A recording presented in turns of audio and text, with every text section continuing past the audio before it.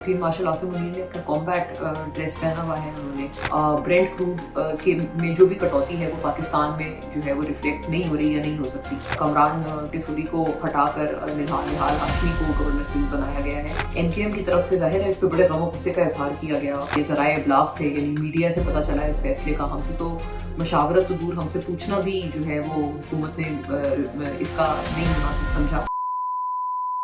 Extraordinary times call for extraordinary measures, और आजकल के जो हालात हैं वो आई थिंक इस बात की बेहतरीन अक्कासी करते हैं। ऐसे में पाकिस्तान स्पेसिफिक जो चीज़ें हैं कि पाकिस्तान इस पूरे वॉर लाइक कॉन्फ्लिक्ट में क्या रोल अदा कर रहा है, उसमें सबसे इम्पोर्टेंट ये चीज़ होगी कि अभी जो प्राइम मिनिस्टर शहबाज शरीफ और फील्ड मार्शल आसिम मुनीर ने सऊदी अरेबिया का दौरा किया है और वहाँ पे उनकी सऊदी वली अहद से मुलाकात हुई है, इस बात पे सोशल मीडिया पे और कई जो कमेंटेटर्स हैं इंटरनेशनल अफेयर्स के वो बहुत एक सरप्राइज का और एक नोट करने का इसका एक कर रहे हैं बात का कि फील्ड मार्शल आसिम मुनीर ने अपना कॉम्बैट ड्रेस पहना हुआ है। उन्होंने वो ज़ेब तन किया है while he was meeting the Saudi crown Prince, जबकि अमूमन इस तरह की मुलाकातों में खासतौर पे बैनुल अक़वामी सतह पर जिनका आईआर से मुंसलिक जो इस तरह की मीटिंग्स होती हैं हाई प्रोफाइल, उसमें सेरेमोनियल ड्रेस जो भी सिपह सलार होते हैं वो ज़ेब तन करते हैं, बट कॉम्बैट ड्रेस का पहने होना आई थिंक एक बहुत सिंबॉलिक अहमियत का हामिल है।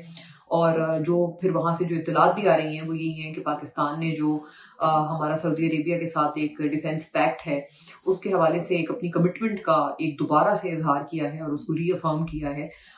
इस हवाले से आई थिंक वो जो एक सिग्नलिंग है कॉम्बैट ड्रेस के साथ वो बहुत अहमियत की हामिल है, जिसको बहुत ज़्यादा जो सोशल मीडिया पे क्रेडिबल कमेंटेटर्स हैं उसको बहुत अहमियत दे रहे हैं इस बात को।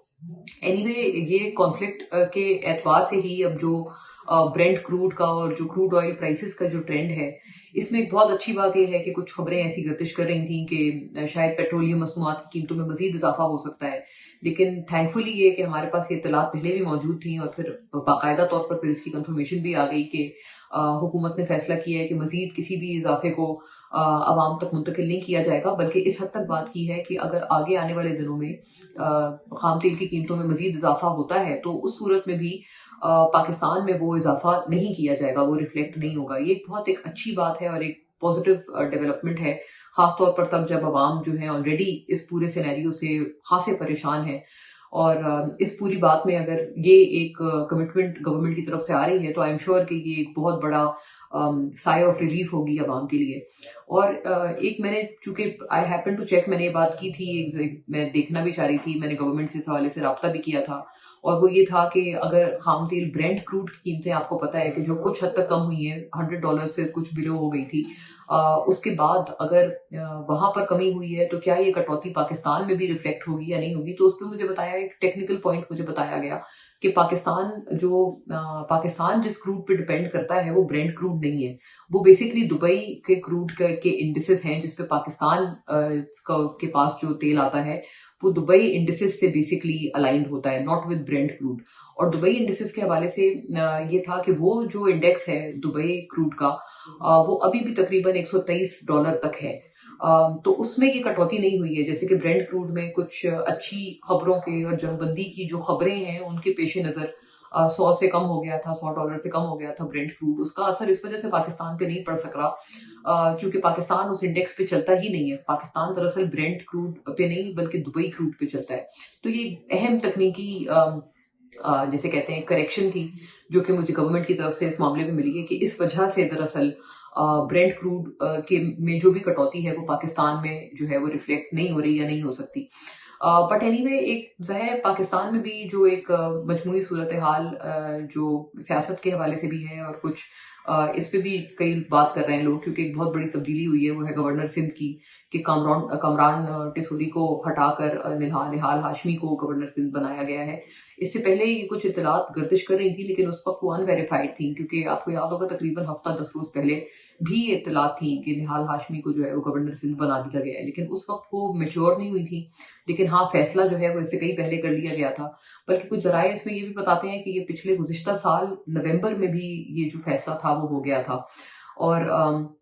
एमक्यूएम की तरफ से जाहिर है इस पे बड़े गम और गुस्से का इजहार किया गया, खासतौर पर फारूक सत्तार साहब की जो स्टेटमेंट है वो हम सब ने सुनी, जहां पर उन्होंने कहा कि हमें तो ये ज़राए इब्लाग से यानी मीडिया से पता चला इस फैसले का, हमसे तो मशावरत तो दूर, हमसे पूछना भी जो है वो हुकूमत ने इसका नहीं मुनासिब समझा, और हम ये भी प्लान कर रहे हैं कि वो जो ये इल्हाक है हुकूमत के साथ हम क्विट कर दें। अच्छा, इस पे फिर जाहिर है क्योंकि ये बहुत बड़ा बयान था जो कि एमक्यूएम की तरफ से आ रहा था बतौर कोalition पार्टनर, तो इस पे मैंने एमक्यूएम से चेक किया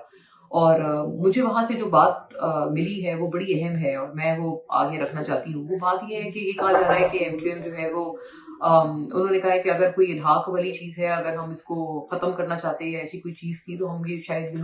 हम इसकी तरफ पहले जा सकते थे, बल्कि मुझे ये एमक्यूएम के जो रहनुमा है इम्पोर्टेंट, उनकी तरफ से ये पता चला कि हमने जितना भी गम और गुस्सा या जो भी हमने इसमें एक अपने इजहार करना था अपने डिस्प्लेजर का, वो हमने कर दिया और हमने बयान दे दिया। लेकिन अभी भी ये एक बड़ी ब्रेकिंग न्यूज के तौर पर मैं बता रही हूँ कि एमक्यूएम ये कह रहे हैं कि हमारा हतमी तौर पर कोई इरादा नहीं है कि हम हुकूमत से ये पार्टनरशिप तोड़ें या हम जो ये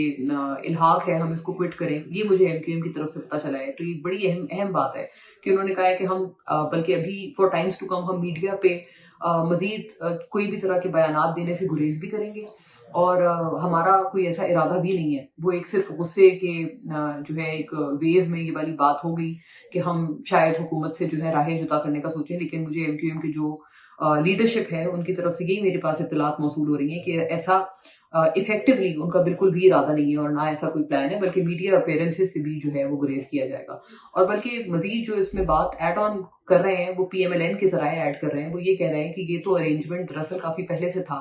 क्योंकि कामरान टिसोरी साहब 2022 से दरअसल गवर्नर सिंध थे और उनका जो ये जो टाइम था ये जो गवर्नरशिप का, ये वैसे 2024 के इलेक्शन के बाद ये खत्म हो जाना था और वहां पर एक ट्रांजिशन होना था, गवर्नर तब्दील होना था। लेकिन बतौर गुडविल जेस्चर पीएमएलएन के जराए ये कहते हैं कि हमने एमक्यूएम को एज अ कोएलिशन पार्टनर हमने उनको उनके ही गवर्नर को इंटैक्ट रखा इलेक्शन हो जाने के बाद भी और हमारी गवर्नमेंट आ जाने के बाद भी। तो जैसे कि हमने तो मतलब ओवर एंड अबव 2024 में जहां पर वो गवर्नर चेंज होना था, तब्दील होना था, अब 2026 में वो तब्दील हो रहा है, तो ओवर एंड अबव 2 साल का वो जो टाइम था वो उसकी एक्सटेंशन मिल गई। सो वो भी ये बात कर रहे हैं कि हमने ऑलरेडी ये गुडविल एमक्यूएम को दी है, जिसके हवाले से इवन एमक्यूएम के जो उनकी तरफ से भी उनके रैंक्स में भी इसकी बड़ी रियलाइजेशन है कि असल में ये तब्दीली शायद 2 साल पहले हो जानी थी, लेकिन वो एक गुडविल के तहत 2 साल के बाद हुई है। और पाकिस्तान तहरीक इंसाफ से भी कोई जो चंद खबरें वगैरह आ रही थी, क्योंकि एक बड़े गम गुस्से में भरपूर सुहेल आफरीदी साहब और जुनैद अकबर साहब ने प्रेस कॉन्फ्रेंस की है और उन्होंने बताया है कि हमारी रिहाई फोर्स के हवाले से तैयारी अभी भी चल रही है और अब हमें कोई नहीं रोक पाएगा। वो गम गुस्सा दरअसल वहीं से रिफ्लेक्ट हो रहा है, उसी पेश नज़र है कि जो 3 दरख्वास्तें थी इस्लामाबाद हाई कोर्ट में इमरान खान साहब की तिब्बी सूरत हाल के हवाले से, वो मुस्तरद हो गई हैं और उसी की वजह से दरअसल ये गम गुस्सा है जो कि पीटीआई के रैंक्स में मजीद बढ़ता जा रहा है। लेकिन पीटीआई के अपने जो लोग हैं वो भी इस प्रेस कॉन्फ्रेंस को किस निगाह से देख रहे हैं, उस पर मिशाल यूसुफजई साहिबा की जो ट्वीट है वो बड़ी अहम है, जो इस बात की अक्कासी करते हैं। मतलब उनके अपने जहन में यही बात है, क्योंकि जाहिर है इस प्रेस कॉन्फ्रेंस में ना किसी तारीख का ऐलान किया गया, ना कोई रोड मैप बताया गया, सिर्फ एक बात की गई कि हाँ हमें और गुस्सा आ रहा है, हमारा सिस्टम पे से एतमाद उठता जा रहा है और हम कुछ करेंगे और वो ऐसा होगा जिसकी माजी में कोई मिसाल नहीं मिलती होगी। मतलब कोई रोड मैप नहीं है, लेकिन अभी तक सिर्फ बातें हैं। तो इसी हवाले से जो एक सेंटिमेंट का इजहार जो मिशाल यूसुफजई साहिबा ने किया है, वो सेंटिमेंट सिर्फ वो अकेली नहीं है, बल्कि पीटीआई के कई लोग और खास तौर पर उनके कारकुनान कैरी करते हैं कि सिर्फ ऐसा लगता है कि सिर्फ बातें हैं और एक रेटरिक है और रोड मैप की और किसी भी तरह की स्ट्रेटजी की शदीद कमी महसूस की जा रही है, even at this very critical point.